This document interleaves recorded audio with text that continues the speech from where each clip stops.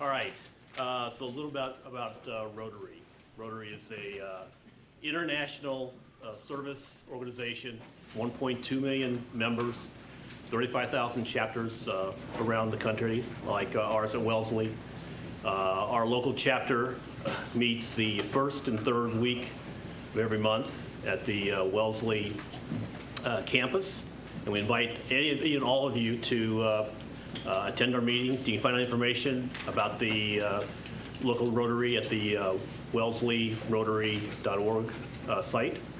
And we've got all kinds of activities and speakers and so forth. In terms of the kinds of things that we get involved with, there's, and some of this is, you've got little handouts. So helping our community, an example of that, every year we host the Wellesley Needham football team right before the Thanksgiving game. It's the oldest running football rivalry in the nation, and it's always a great time. And this year we had over 100 people show up, so that was a great event. In the youth category, we've done a lot of projects with local high school. Can you just use, some people can't hear. If Okay. we can use, Yeah, sure. just turn. Oops, sorry about That's that. right. I can stay up. Yeah, here. All the way up. There we go. Perfect. All right. All right, is that better? Yeah. All right. So Frank, you can hear me, right? Yeah. All right. So we're talking about community and the Wellesley football banquet. In the youth programs with the local high school, we've done programs with adolescent wellness, and it's been very well received within that community. And we're doing a project with Masbate, and you'll learn more about that in a few minutes. In terms of take care of the environment, we've got a number of different projects.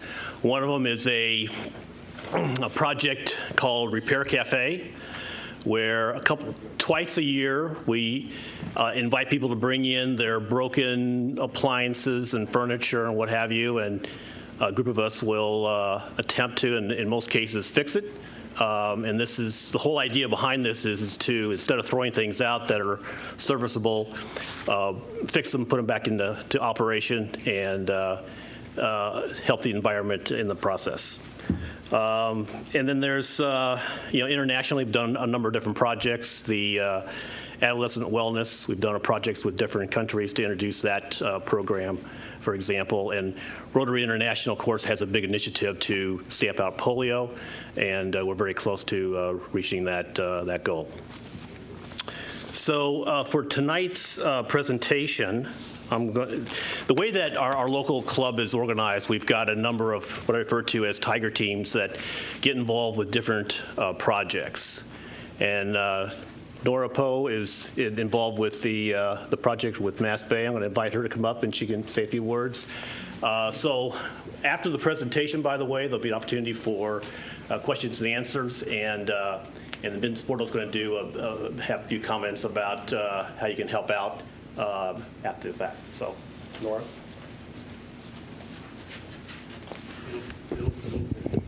Okay. Good evening. Good evening. So this has been a really exciting project to get involved with, and so I'm very grateful to many people who contributed to making this evening possible, and to the team members that join me. I can name them tonight, but I will proceed with the introduction of our speaker this evening. And so if you excuse me, I'm going to put my glasses on and read his biography. Dr. Podell has been the president of Massachusetts Bay Community College since 2016. Prior to joining Masbate, he served as vice president for academic affairs and dean of the faculty of Marymount Manhattan College, and as senior vice president for academic affairs and provost at the College of Staten Island, part of the City University of New York. Dr. Podell graduated with honors from the University of Pennsylvania with a BA in history. He earned his master's degree in education in child development from Harvard University and his PhD in educational psychology from New York University. Dr. Pradell's academic research has focused on the psychology of cognitive disabilities, and his work has been widely published. As a psychologist, he worked with young children with disabilities in a hospital setting. Masbate is an institution that is for and of the community and is focused on serving the community to ensure everyone has access to an affordable, high-quality education to propel their lives forward. In spring 2017, Masbate surveyed its students regarding food insecurity and found 52% did not have regular access to food and some were going without eating. This was the catalyst for change. Dr. Pradell joined us tonight to discuss what Masbate Community College students face when it comes to hunger and the initiatives that have been put in place to address hunger on the Masbate campus. Please join me in welcoming Dr. Pradell, President of Massachusetts Bay Community College.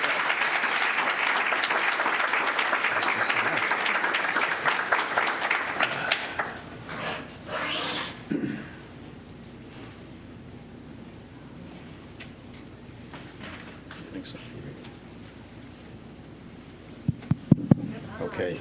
I'm going to use this so I'm not tethered to the mic, so we don't have any mishaps. Thank you so much to Rotary for inviting me to speak today. I'm really honored. And I'm honored on behalf of all of Masbate. I'm going to give you a little introduction to Masbate before we get into the topic of food insecurity specifically. But first, I'd just like to recognize some Masbate people in the audience, particularly the chairman of the board, Tom Peisch, a Wellesley resident. And another board member, Mikhail Pertl, recent member of the board. And thank you for both of you for coming today.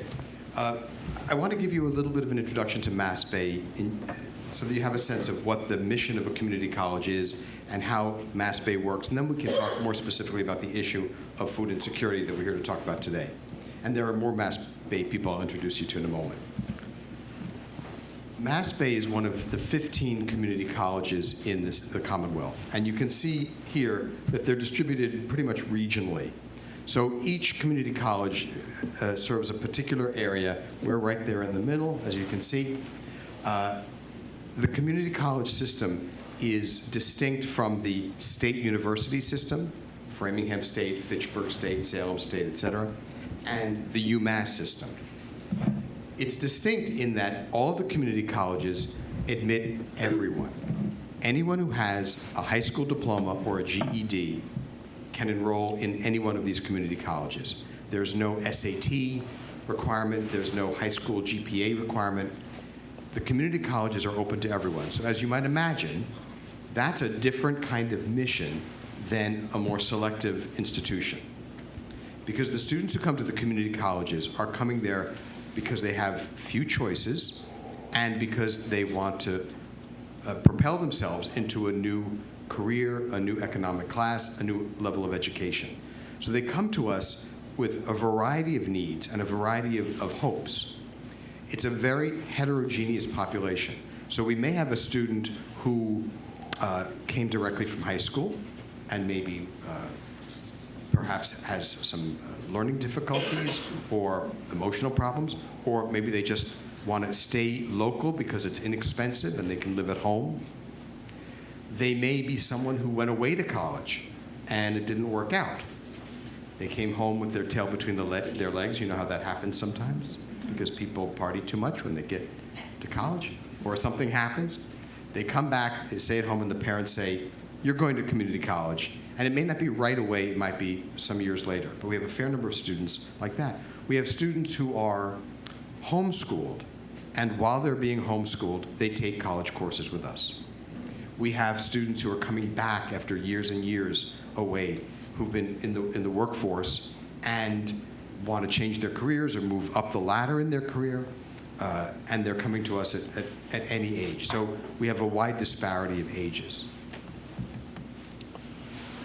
So the faculty of Masbate and all the community colleges have a very different kind of task than the faculty in a selective college, inasmuch as They need to start where the students are. They need to get them to the same point. The goals are as high, but the trajectory is different, because to teach students who come with all kinds of issues often, you've got to start where they are, what they know, what they're ready for. And I can't speak enough about the talents of the faculty, who really have to work very, very hard. And we have one faculty member right here. John, you want to raise your hand? Who can attest to this. Because most faculty in colleges love their subject. History, psychology, biology, they love their subject. But you also have to love the teaching of it, and to embrace the challenge of teaching a heterogeneous population, as we have in community colleges.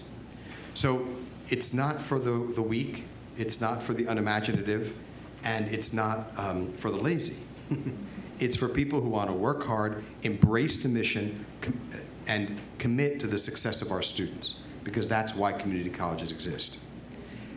Community college students come, some for an associate's degree, because that's the terminal degree that we give, or a certificate, but some are really intent on getting a bachelor's degree.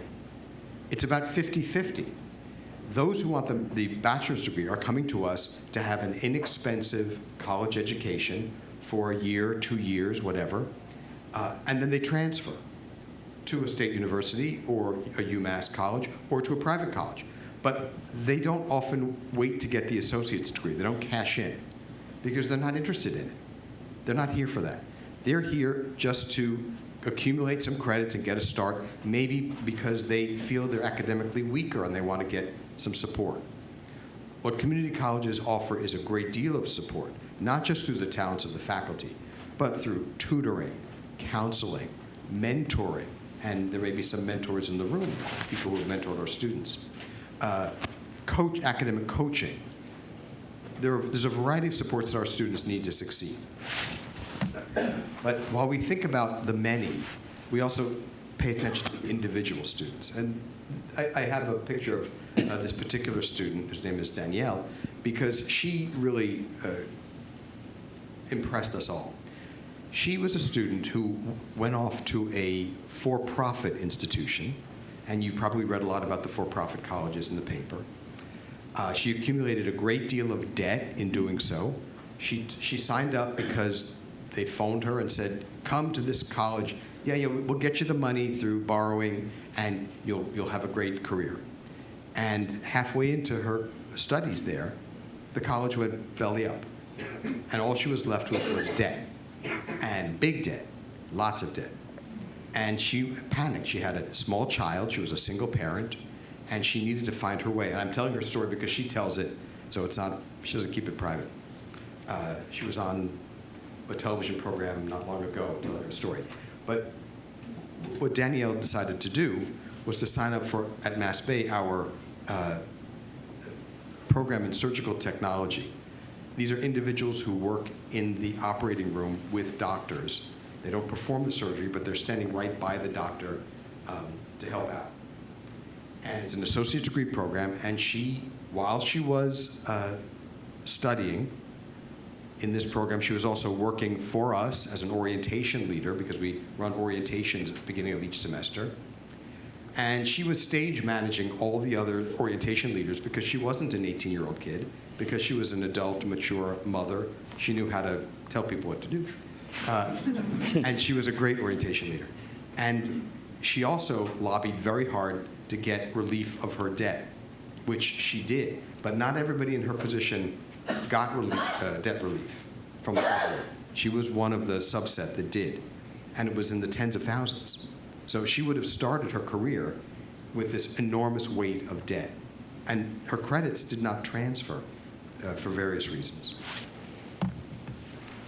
This is just a graph to give you a sense of what the tuition is at community colleges throughout the United States. This graph was originally one long set of blue bars, but we divided it up, and thank you, Stephen Dill, who's the Interim Director of Marketing and Communications at Masbate, for helping me with this, just to see that Massachusetts has one of the highest tuition rates for community college students. at about $6,000. So the cheapest is California, next New Mexico. The most expensive is Vermont. And although we're one of the highest in the United States, we're still less expensive than the state universities and UMass and private colleges. So community colleges are very much a bargain. Not to say free and cheap, but a bargain. Over the years, over let's say decades, the support that we get from the state has come down. It's dwindled. And the amount that students pay has gone up.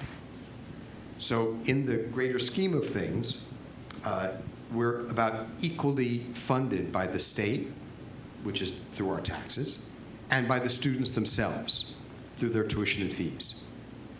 So it's about even. So going specifically to Masbate Community College, we sit here in Wellesley with our main campus, but up on the hill. But as you may know, we also have a campus in Framingham and one in Ashland. So we have 3 campuses. Some of our students are at one campus or another. Some go back and forth between the campuses.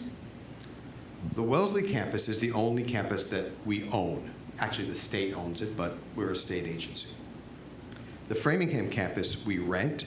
That's an old middle school called the Farley School. It was designed in 1970 when academic architecture was going through an experimental phase. So you can walk into this building and you will not find a single right angle. Everything is triangular. And try to teach in a triangular class. It's different. But that was the rage in 1970, and you notice they don't do that anymore. So we're in that building for the time being. We lease it from the city of Framingham. The Ashland campus, I should say, in Framingham, we have our health science programs, our human services, and early childhood programs. And in Ashland, where we're also in rented space, we run our automotive programs in BMW, Toyota, et cetera, et cetera. But the main campus is Wellesley. Many of our students are in the liberal arts. They're studying the subjects that you're familiar with: English, history, political science, philosophy. And many of those students are planning to transfer. That's our large transfer population. We also have a fair number of students studying business, and our Dean of Business, Sue Maggioni, a Wellesley resident, is here tonight. But another big set of programs are the health science programs. I mentioned that Danielle was in the surgical technology program, but we also offer nursing, radiologic technology, EMT, paramedicine. Sometimes these programs are at the certificate level. We have pathways so that students can take a not-for-credit program sometimes, and then go into a credit-bearing certificate program, and then move on to an associate's degree program. And some of them move on, of course, to bachelor's degree programs. Before I mention this, get to this screen, I mentioned the automotive programs in Toyota, GM, et cetera. Those programs have the highest employment rate. Students graduating from the automotive programs, 90% walk right into a job. So as you can imagine, those are very popular. And those programs and the health science programs are selective. Not everyone can get in because we don't have enough space for everybody. And you have to meet certain criteria to get into those programs. Masbate also serves a significant veterans population. And we're really proud that they're part of our community. And they contribute an enormous amount. They are very treasured, valued members of the Masbate family. And we have a space allocated for them. They call it the bunker. And we have some staff who are specifically assigned to support our veterans. One of whom, Jim Casey, was one of our great success stories last year, because after graduation, he went on to Harvard to finish his bachelor's degree. A veteran who came to Masbate. One of our faculty urged him to apply to Harvard. She said, "You can do it. What have you got to lose?" She encouraged him. She coached him. He got in. It's fantastic. Most of our students transfer to local state universities or UMass Boston, sometimes UMass Amherst, but some do go to private colleges, and it's fantastic. We work very hard to try to get scholarships for our students who really need it, because many of them financially cannot make it. Even though the tuition is low, they cannot make it on their own.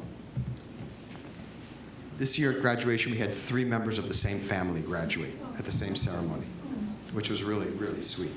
And I mentioned we have parents and their children graduating in the same ceremony, husband and wife graduating in the same ceremony, because we're serving a really broad audience. I mentioned Framingham, so I'll come back to that. We're in a rented building that I told you about, but we're in the process of developing a new building that we will actually build and own on the corner of Mount Waite and Franklin Streets, if you know Masbate. I'm sorry, if you know Framingham. This is an architect's rendering of what it's going to look like, more or less, with lots of happy people crossing the street and cars whizzing by and people riding bicycles. But this is a project that the state is funding at the level of $51 million, and we're fundraising. We have a capital campaign for an additional $5 million. So this is a very big project for us. It will replace the old beaten-up rented Farley School that we will say goodbye to, and we will occupy this in 2023. So, can't wait to do it. So a little picture of Masbate students by the numbers. And please feel free to ask questions at any time if you have. 82% work full or part-time while attending college. That is to say, the great majority. Our students are dashing back and forth between jobs and class, between Framingham and Wellesley, to the part-time job. We have students who are attending full-time and working full-time. I'm not quite sure how they do it, but they do it. And they struggle and persevere to do it. They're on the move. Students who have part-time jobs often have multiple part-time jobs. So our students are, they have grit. You know, they are really pushing to get through, to get out and graduate. Almost half of them provide care for a live-in dependent. That could be a parent or a grandparent or a disabled child. But that's a really sizable number. I don't know about you. When I went to college, I had no dependents. I had no responsibilities. I did work a part-time job, but I could really devote myself to my studies. I could immerse myself. It wasn't, it was a different experience, and perhaps yours was similar. 37% are students of color. 35% are first-generation students. I mentioned among the services we provide, one is mentoring. And that's because first-generation students often come to college with little or no understanding of how colleges work, of how to get from college to the workforce, how to prepare their CV, how to prepare for interviews. They're finding their way in the dark because they don't have a parent to say, this is what a registrar is. This is what a bursar is. This is why advisement is important. This is why it's important to set time to study that's quiet and in a place where there's no noise. You know, they don't have that parent necessarily coaching them in that regard. So we have a lot of members of the community who mentor for us in a multicultural mentoring program, a STEM mentoring program, a business mentoring program, where people can share their expertise with our students one-to-one, and really it makes an enormous difference. But first-generation students are often just finding their way, and they're trying to break into the middle class. 34% are from low-income families. 11% have been diagnosed with a disability, and we have an extensive disability services office, as all colleges do, but we have our share of students who have a variety of disabilities. And on the increase, of course, is the incidence of students on the autism spectrum. And we're learning how to do right by them. 15% of them live in Framingham, 15% live in Boston, and the rest come from all over Metro West.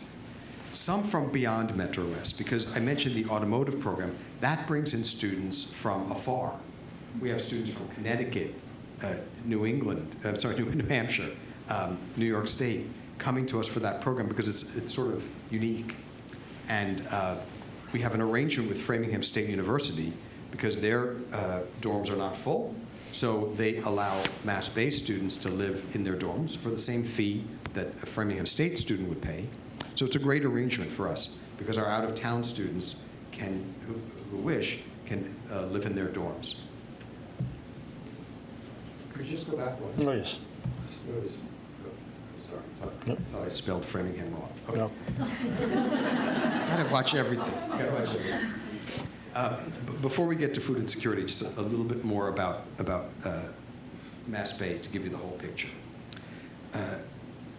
Our students who are pursuing associate's degrees, one might think that's a 2-year process, but it's not for most. Most of our students take more than 2 years. The majority of our students are attending part-time, which slows them down. You know, it's hard to accumulate 60 credits or 64 credits if you're going part-time, taking 1 or 2 courses at a time. We encourage students to attend full-time, but it's not always possible financially in terms of work and family responsibilities. Our students are often making really tough decisions about money. One of our associate deans remarked, and I think this really captures it, when most of us signed up for college, we made a 4-year commitment. We imagined we're going to college and we're going to be there for 4 years. At community colleges, students make a 1-semester commitment. They have the money and their life is organized to go for 1 semester. And each semester is a new decision about whether to attend or not.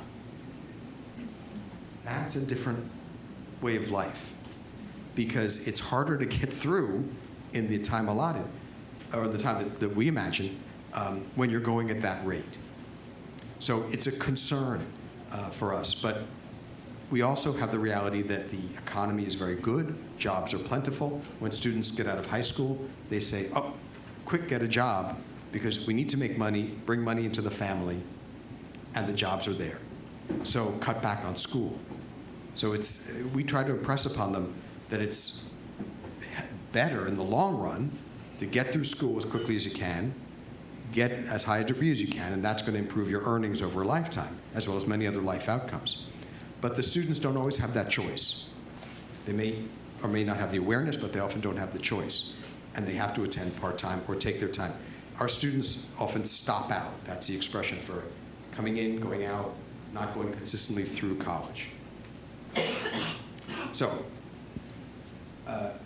as I've mentioned, we focus very much on a variety of student needs. Their learning needs, their emotional needs. We try our best to help with their financial needs. But increasingly over the past few years, it's become apparent that there was a major need that we were not paying close enough attention to. Several years ago, it was mentioned a moment ago, there was the Wisconsin Hope Lab did a study of food insecurity, not having consistent, reliable food in your life as a college student. And in community colleges, the issue of food insecurity emerged as a particularly great problem for a surprising number of students. When this first came up at Masbate, I will tell you that my first instinct was to say, well, wait a minute. We have to fix that.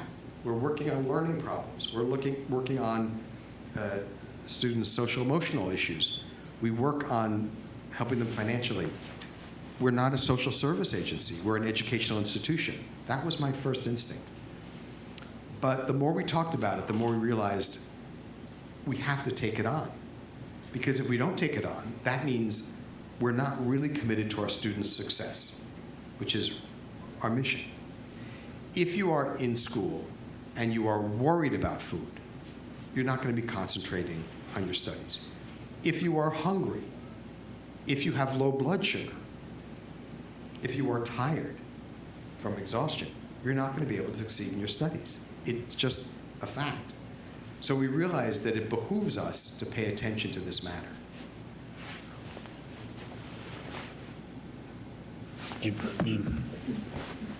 Here's a definition of food insecurity, not ours, but someone else's, but it's the state of being without reliable access to a sufficient quantity of affordable, nutritious foods in a socially acceptable manner. That is to say, not stealing it or something. Not having food sufficient food in your life. Now, most of us take for granted that we will have enough food. It may not be the food we want, it may not be our favorite dish, but our lives are structured such that getting access to food is not an issue. But some of our students are making choices between feeding themselves and feeding their children. They're making decisions about food versus transportation to school or paying for their textbooks. These are decisions that are really regrettable. And we have to ask ourselves, how can we allow that to happen? The realization is that we have to step in and make sure that that is not the case, that students have sufficient food to succeed in school. We're going to hold on to this for 1 minute because Nathan's taking a picture of it. Put Instagram. Okay. Thank you, Nathan.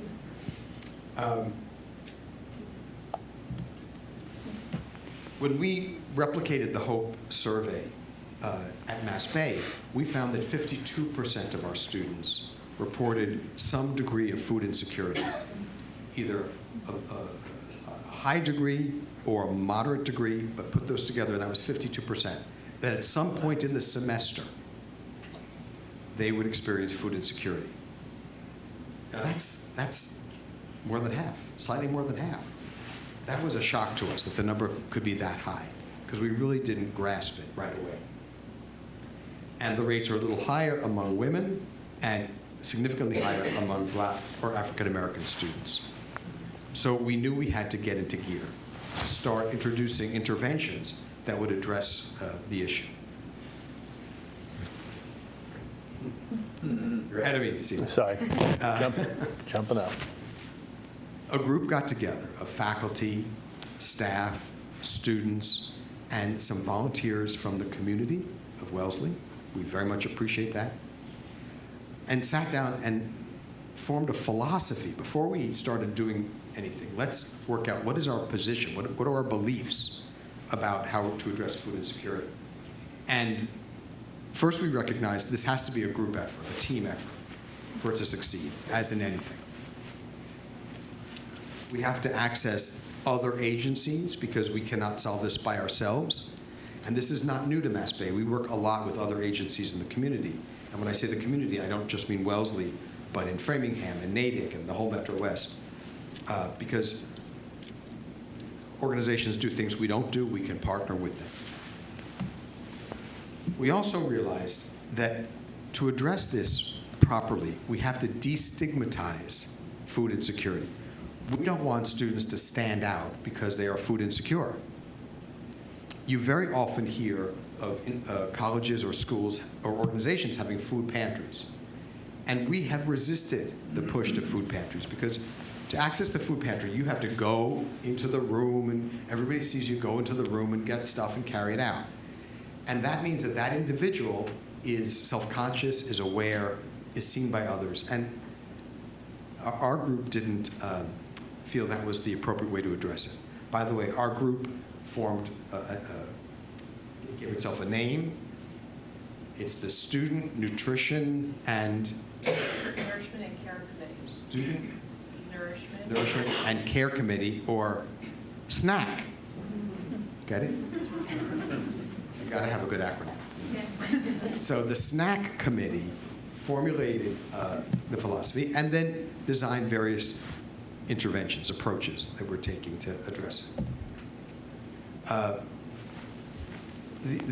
The most long-standing intervention, which goes back a few years, is our mobile market. That's Representative Jack Lewis, you may know from Framingham, who was helping himself with some grapes, I think it is, or is it? Kale, a healthy leafy vegetable, in our mobile market. The mobile market is something we do once a month on a Wednesday, and it takes place in the courtyard here at the Wellesley campus. And each month, a different office sort of adopts the mobile market and staffs it. So the staff you see around represent, this time I think it's Academic Affairs that was providing the support. Everyone is invited to participate. So there's no stigma in going to the mobile market and collecting whatever vegetables and fruits are available. The food is all provided by the Greater Boston Food Bank. And they are a great partner, a fantastic partner, because they just drive up with the truck and bring out all the fruit and vegetables once a month. And then the staff, or sometimes volunteers from the community, thank you volunteers, come and bag it and staff the tables and present it to the students and staff and administrators. We all participate because it takes the stigma away. So everyone is, it's almost like a festival. I feel like it's a happy event, upbeat. People are enjoying seeing each other, stepping out of their workplace or the classroom for a minute and collecting the food. And people take home bags of food. And that's great. And it's a lot of food, so it lasts maybe several days. It's all fruit and vegetables, very, very healthy, no junk food. We make sure that food gets brought to Framingham, and Assistant Dean Josh Cheney is the one who brings the food to Framingham. And we bring some also to the Ashland campus, so the students there can get it. Greater Boston Food Bank can't go to all 3 campuses, but we bring food from campus to campus. We have the video clip. We have the video. Do you want to run that? We're going to cut to the video. Thank you, Steve. Yeah, that's all right. That's fine.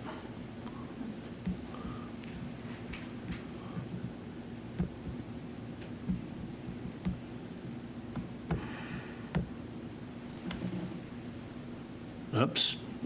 Our dreaded worst-case scenario. Instead of dying down the right-hand corner. Just once is a challenge. I'm sure you've heard of it. It's called food insecurity, and now colleges and universities across the state are addressing this growing problem. NBC 10's Nia Ham reports. College can be hard. Wake up at 5 o'clock in the morning to make an 8 o'clock class, and then go to work. And expensive. I mean, it's hard. College, we got to pay for books, we got to pay for school. Imagine doing all of that on an empty stomach, like thousands of college students in Massachusetts, including 52% at Masbate Community College in Wellesley. You can't do well in school if your stomach is hungry, if your blood sugar is low, if you're worried about where your next meal is coming from. So Masbate has partnered with the Greater Boston Food Bank to bring this monthly produce-only mobile market to campus for students who struggle to pay for food, like biotechnology major Acacia Roberts. It's actually a really good idea, especially for those who not only struggle, not only just to pay the bills so we can be in classes, but also be able to feed themselves. Why fresh food? Why not canned food or boxed food? Sure. We believe people in need, people who are experiencing food insecurity, deserve access to fresh vegetables, fresh fruit. Catherine Drennan of the Greater Boston Food Bank says these programs are becoming more common at community colleges, where the need is often greater. In a recent study, 44% of Massachusetts community college students surveyed said they lacked enough food. It's not just community colleges. Four-year colleges also have a food insecurity problem as well. Like UMass Boston. We have a food pantry, as you can see, and a free lunch 3 days a week, a snack program for on the go. In the same study, 33% of Massachusetts four-year college students also reported being food insecure. Whether at community colleges or universities, college hunger is a growing problem. College campus food pantries and free food programs Everyone get your carrots. offer a start to solving it. Especially for students like me who actually have to work multiple jobs in order just to pay for the school bill. Nia Ham, NBC 10 Boston. Come in and share the love. Let your love give back. Sorry about that. A fair number of our students were getting free lunch while they were in high school. So that's how their families are geared. The finances were such that they were entitled to free lunch. And then they come to college and no free lunch. So they go without, or they've got to figure it out. So that's part of the issue. With the help of Ellen Corpy from the Wellesley Sustainability Committee, we developed the Food for the Masbate Meals program. This is a program, we were able to get a freezer, I think we got it from Home Depot, they contributed it. Part of it. Well, they helped. So in the freezer is food from Food for Free and Daniel's Table, two other organizations. This is food that's been rescued from other colleges and other schools that was unused. So it's frozen, put in our freezer, and people can just help themselves out of the freezer. And we have one in Framingham and one in Wellesley. And we have a clip for that. And we have You like another it? clip for that. All right. It just gets better and better. Of food each day. It's about 1 pound of food per person every day. It's a staggering figure, especially when 1 in 10 people in Massachusetts struggles with hunger. But as Christina Quinn shows us, one local organization is looking to change the equation with a focus on schools. Lunch just ended inside Harvard's Annenberg Hall, and there's still a lot of food left, but these students are making sure none of it will go to waste.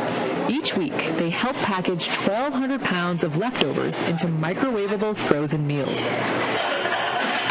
Environmental studies major Matoy Kuno-Lewis got involved because decaying food creates methane gas, one of the leading causes of climate change. But of course, there's another reason to do this. Food insecurity is an issue, and it's a very pertinent issue even in an area like Cambridge. The meals are delivered to other schools, like Masbate Community College in Wellesley, where over half the school's population experiences some form of food insecurity. So that could mean, the people aren't getting enough, just simply aren't able to afford food. That could mean that people aren't able to afford healthy foods. Maxwell Marangello is on the student government's Food Insecurity Committee, and he also grabs a meal for himself a couple times a month. So just in terms of me being able to make ends meet, it's been helpful. I haven't really suffered from hunger, but there's people here who are hungry and, that really don't have access to food at all, and it's very important that they have access to that. I like this sausage and potatoes here. Students can swing by 4 days a week and pick up frozen meals free of charge, no questions asked. Food for Free, a food rescue group based in Cambridge, launched this program. Executive Director Sasha Purpura hopes to make it a model other schools and companies will adopt. So this is something that a university in Western Mass in Worcester, a corporation could do. It enables them not only to stop throwing out perfectly good food, it lets them engage their student population, their employee population in group volunteering activities, giving back to their community. Food for Free packages up to 450 meals a day, 4 days a week. They deliver these meals to Bunker Hill and North Shore community colleges, in addition to some elementary schools and food pantries. But there's more work to do. It's insane. We are throwing away tremendous amounts of food every day, and there are people next door, a block away, that aren't getting enough food. A hunger gap that these folks are helping to close. Christina Quinn joins me now. Where you been? I just realized you've been out for a little bit. I had a baby. I heard about that. Congratulations. Thank you. So before... I think that's enough.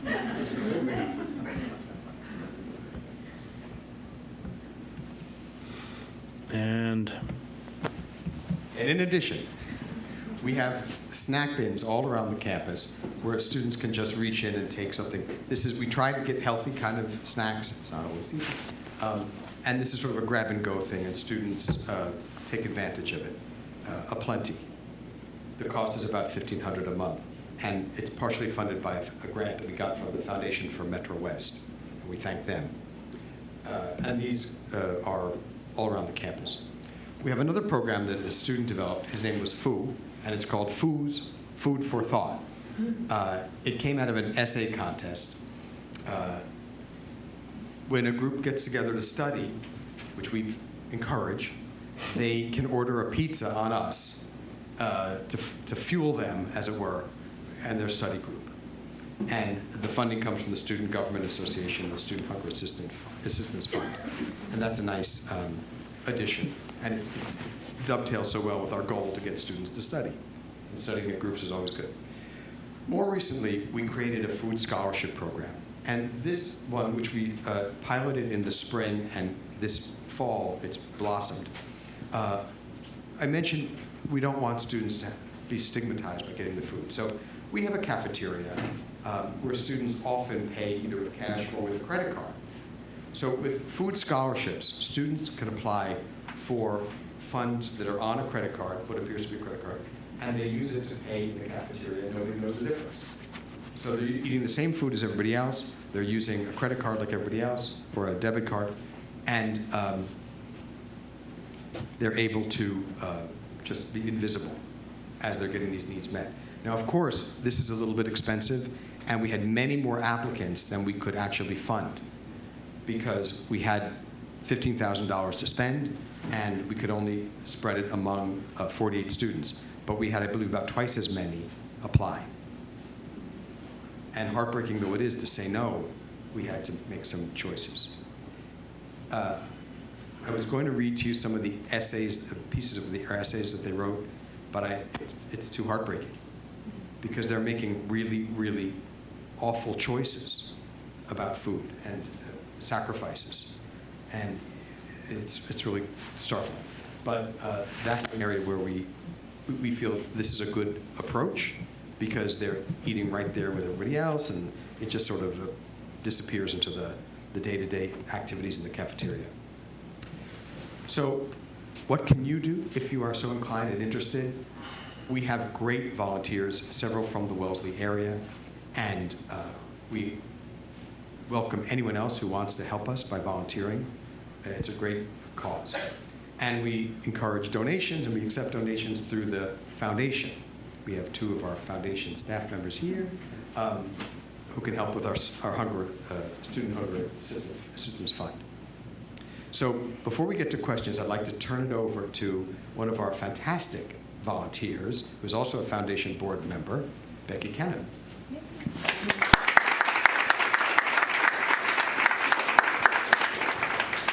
So I'm not great speaking in front of people, so I'm going to read what I'm going to say, but I want to make sure that the content is good. I wanted to speak to how I got involved at Masbate and why I stay involved. I had read in the newspaper, this is probably a year and a half ago, that 50% of the Masbate students identified as food insecure, and at the time thought how crazy it was that I didn't know that that was happening, and I happened to live very close to Masbate. Happening in my town in a place where many of our kids don't have to worry about something as basic as food when they attend college. My reaction was that if people in town, many of whom are very generous, knew of this, they would want to help out as I did. I've been on a number of nonprofits in town and know that people care. I called the development office to make a donation, and that kind of hooked me in. It was the beginning of the end. They asked if I wanted to join the Food Insecurity Committee, which is now called SNAC. And I thought, why not? I'll try it. Elise was like, come on, it would be a good time. And I was winding down on other commitments, so I said, sure. This committee, and I think much of Masbate, is collaborative both with outside organizations and within. We agree that piloting programs and assessing results is important, and people are comfortable changing direction and trying new initiatives as needed. This is a thoughtful group that is open to everyone's ideas. The leadership on this committee has been extraordinary, and the buy-in from the college leadership has been crucial to success. And I think we've been very successful in beginning to combat food insecurity on our 3 campuses. I was heavily volunteering at Masbate, and actually in more than one way there. Is a bunch of things. Everyone I've met has been dedicated to the students in the college. Everyone on the committee is happy to donate their time during the workday over and above their job. So people are meeting, they have their job, and then they're meeting and carrying on tasks that they're doing during the workday while their work is sitting and not getting done. Everyone on the they've been very open to working with a community volunteer, this is important, and fully including me and using my skills around organization, crunching and analyzing numbers, and asking lots of questions to move us forward and stay focused. And they have been open to me getting involved in other ways, such as helping to get grants and volunteers for other programs such as mentoring, being a mentor, working on volunteer engagement, and asking me to be on the foundation board. Finally, what's important to me as a volunteer is 2 things. One, that I have impact, and they've allowed me that. And secondly, that I'm engaged with smart and reasonable people. When you're donating your time, that's important. And these guys have been great. So.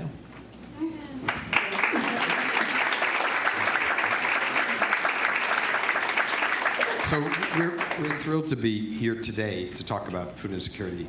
The interesting connection was I was new to this part of the world. I come from New York, but I moved up here in mid-2016, and I needed a real estate agent. And Jane Nielsen, a friend, recommended her, although she doesn't remember the friend. And she helped me with my real estate. But it was through Jane that I met Vin, and we got connected to Rotary. And what was so fantastic about Rotary, I mentioned we have a lot of partnerships, but this was a partnership where Rotary said, how can we help you? Not, this is our idea, can you work this into what you do? Because we get that often. But tell us how we can help you. So they weren't trying to introduce new interventions, they just wanted to support us. And in imaginative ways, and in several ways, Rotary is very involved in supporting our food insecurity interventions. So we're really, really grateful to everybody in Rotary for that commitment, because it really, it's making a difference, and it will continue to make a profound difference for our students. So with that, let me open it up to questions or thoughts. David, as you very well know, there's one person at Masbate dedicated to helping our veterans there apply for GI Bill benefits and other VA benefits they're entitled to. Is there anyone that has any expertise in Masbate on the food stamp program, which is, of course, a federal program that has expanded dramatically in the last 10 years, as I understand it, and to help people who themselves or their families may indeed be eligible for food stamps? Yeah. You know, this relates back to that earlier question I said, are we a social service agency or are we an educational institution, which we've grappled with.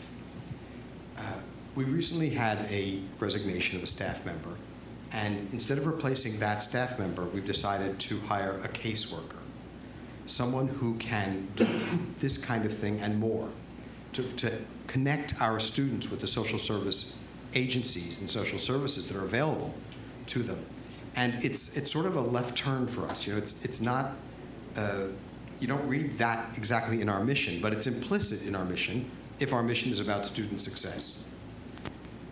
We have students who are homeless. We have stories of students living in their car. 2 of our students participate in a program that's funded by the governor, where they are housed in, these are homeless students who are housed in Framingham State dorms. That got some play on the news about a year ago. And the governor's office pays for the cost of the residents, and we pay for their meal plan. So it's a partnership. But this is 2 out of many others. So we realized we had the need of a a staff member, maybe part-time, who has caseworker responsibilities to fulfill those needs. Yeah. Is your sense that the current menu of interventions is fulfilling the need? And then a follow-up would be, how can you quantify and survey students and kind of get a sense of need and whether you are? Yeah. I know that we're not meeting the full need because we had to turn away half the students who applied for the scholarships, the food scholarships. So we're not meeting the full need. But we've made a dent. I think we've made significant progress. We can follow up with the HOPE survey at a later date, give it some time and see how we're doing. But we can't let up. And as we know, we have an economy that's booming, but we also have gaps, wealth gaps that are increasing. So the poor are getting poorer. And people who are going to community college, they want to get ahead. We need to give them that extra step, that extra help, so that they can succeed. So this isn't going to end. I saw another hand a moment ago. Yeah. What are the other community colleges? Is there a group and other community colleges that are addressing this as a kind of a community effort, so to speak? Yes. And what is the state doing? I mean, there is an emphasis at the state level for changing the funding of all of the education K-12. Yeah. A lot of questions in there. Yeah. Each community college is doing its own thing. Everybody's facing the same problem. And it doesn't matter whether it's an urban college or something out in Western Mass. The same issue applies. So everybody's working it out in their own way and using, I mean, we talked about Daniel's Table and organizations that are local. So they have to rely on their local organizations to help out as well. They're not-for-profits. The K through 12 funding doesn't directly help us. Right. We're hoping that we're next. Right. We're trying to make that point to our state reps. Okay, now that a number of years has gone by of struggling to get this great K through 12 bill passed, where do those students go after they graduate? Many of them come to community college. And community college students tend to stay in the Commonwealth. You know, students who come into private colleges or to UMass Amherst come and they go. But our students stay and they contribute to the economy and the well-being of the Commonwealth. So we're trying to make the case, invest more in us. We have not had financial support from the state for our food insecurity issues at this present time. But I know that the commissioner has it very much on his mind, and he's an advocate for these efforts. But he hasn't had the resources to help us at this point. Yeah. Have you been able to make any kind of connection between the food programs you're running, any kind of performance metrics, like higher graduation rates, things like that? Yeah, it's a very, very good question. We haven't looked at it because we don't ask the students to identify themselves as food insecure students. So it's not in our database. It's just something that's personal to them. We don't want it on the record. Now, we do know that we track the success of our students who are financial aid eligible. That may be a sort of marker or a substitute, a proxy for that. And we do quite well. Our Pell eligible students, Pell is the financial aid that comes federally, our Pell eligible students do quite well. Not quite as well as the students who don't need Pell, but they do quite well relative to their peers in other institutions. So that's a clue, but it's not hard proof. Can I just add something? What we did after we piloted the food scholarships, and this goes to your question, John, in the spring, was we asked those students to complete a survey, and it was trying to drive at getting some of that information in different ways. Was this helpful? How is this helpful?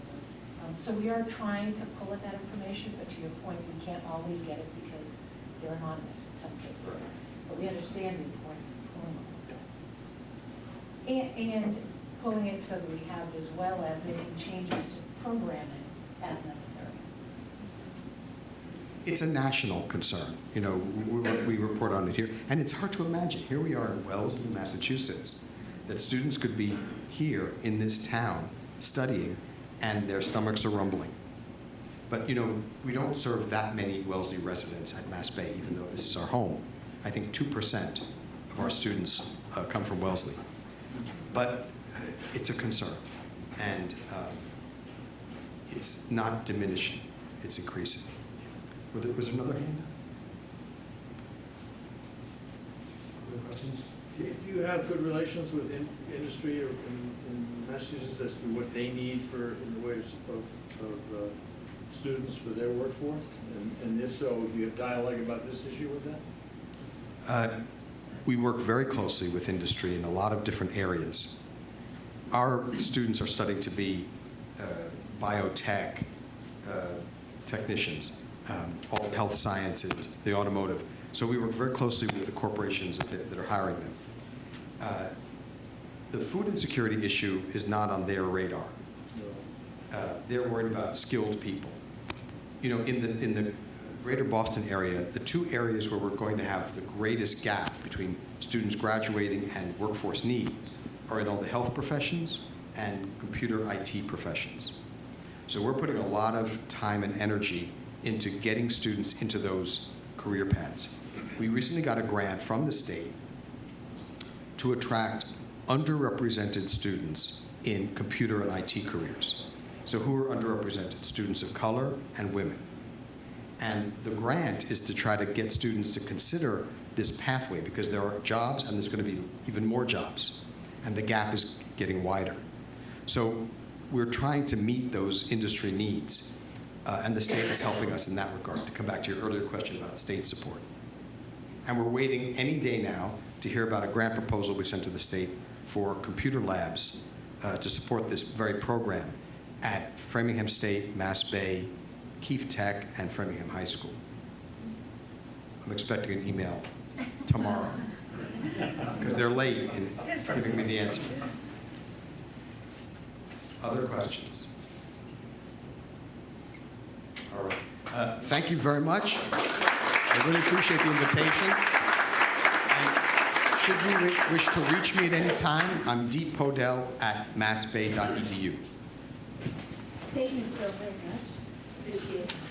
And so we're going to ask Vince Poto to come join us. He has an important announcement to make.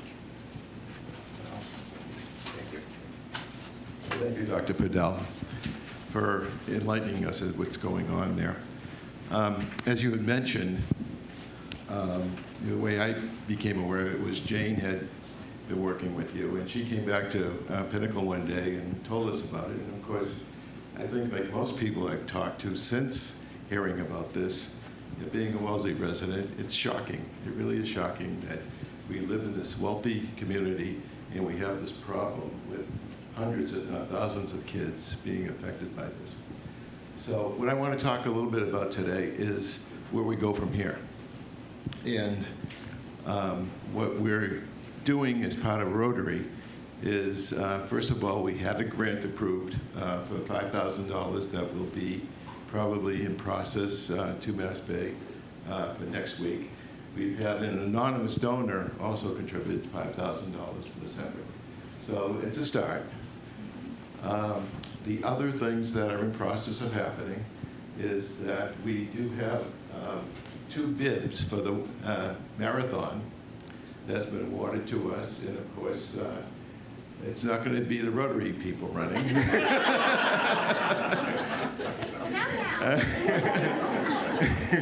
You volunteering, Susan? But we understand we have 16 people at Masbate who are filling out applications, and that we'll select 2, I guess, over the next few weeks. And there'll be a way of funding these kids. We'll put that up on our website as to how you can contribute to their efforts in raising money for this cause. The other thing that we're doing is the Taste of Wellesley, which is Rotary's major fundraiser every year. It's a terrific event. We have the major restaurants in town coming and offering their food services. And this year, our honorary chairperson is Dr. Podell, and we'll be donating a minimum of $5,000 from what we raise at the Taste of Wellesley there. So you can help by buying tickets. You can buy them either online. If you see John Adams anywhere, he'll always collect your money. He's the big, tall guy. So, we'd like you to consider coming to Taste of Wellesley. Again, you'll have a terrific time there. On May 4th, what's the date? Not May 13th, I think, is that? 14th. 14th, okay. So it's on May 14th. So those are the ways in which you contribute, but there are other ways you can contribute. Whether you want to make a donation directly to Masbate or to the Wellesley Foundation, Wellesley Rotary Foundation, you can do that online as well at wellesley.rotary.org. In fact, I think you have a sheet of paper there that outlines how you can contribute to any of these events and where to go to get that information. Lastly,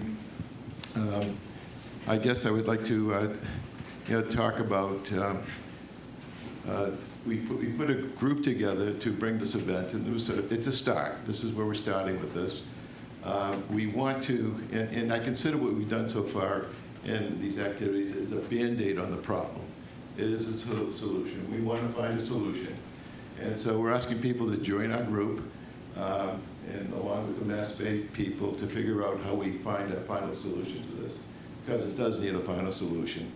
And I think the people that we've met at Masbate, by the way, they're terrific people to work with. My goodness, I couldn't believe they're sitting up there. We didn't even know these people, but they're terrific to work with. And we're happy to do anything we can to help out with the situation. So with that, I'd like to thank Dr. Podell once again for bringing light to the situation to our community, and hopefully we can figure out a final solution. Thank you, and good. Thanks for coming tonight with this weather.